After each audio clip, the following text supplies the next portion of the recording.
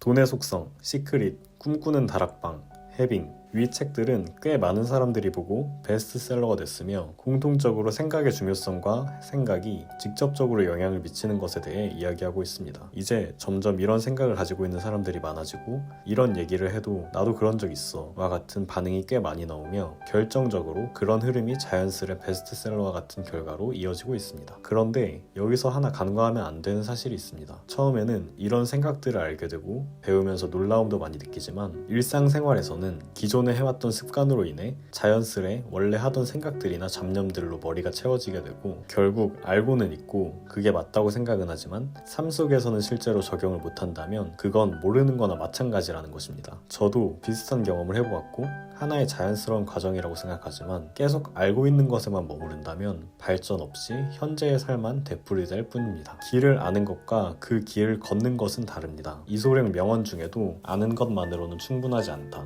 적용할 줄 알아야 한다 라는 것이 있습니다. 저희 채널에서는 구독자분들이 발전할 수 있도록 위 생각과 관련한 정보를 포함하여 구체적으로 어떻게 적용할 수 있는지, 일상생활에서도 어떻게 잊지 않을 수 있는지 그런 도움이 되는 자료들을 공유할 예정이니 구독과 좋아요 눌러주시면 감사드리겠습니다. 우리는 살면서 크고 작은 여러 사건들을 경험합니다. 그 중에 기분이 좋은 일도 있겠지만 기분이 편하지 않은 일도 존재합니다. 후자의 경우, 보통 사람들의 경우 슬퍼하며 우울감에 빠지거나 짜증을 내거나 폭력적으로 변하는 등 여러 부정적인 감정을 부르기도 합니다. 어떤 사건이 있더라도 그 사건의 상황에 대한 해석은 주관적이라는 것을 기억할 필요가 있습니다. 전에 리뷰한 해빙에서 나오는 사례가 있는데 부자가 된 사람에게 어떻게 부자가 되었는지 비결을 물었더니 3가지 축복 덕분이었다고 말하며 그 3가지 축복은 각각 가난한 것, 몸이 약한 것, 못 배운 것이라고 설명했습니다. 그 3가지 축복 덕에 부지런히 일할 수 있었고 건강 관리에 신경 쓰기 위해 운동을 꾸준히 했으며 배움을 항상 놓지 않았다고 말입니다. 상황에 대한 해석을 다르게 내리는 것은 마음을 평온하게 만드는 것에서 끝나지 않고 나의 운이 평소보다 좋아지도록 직접적으로 현실을 바꾸는 힘이 있다는 것을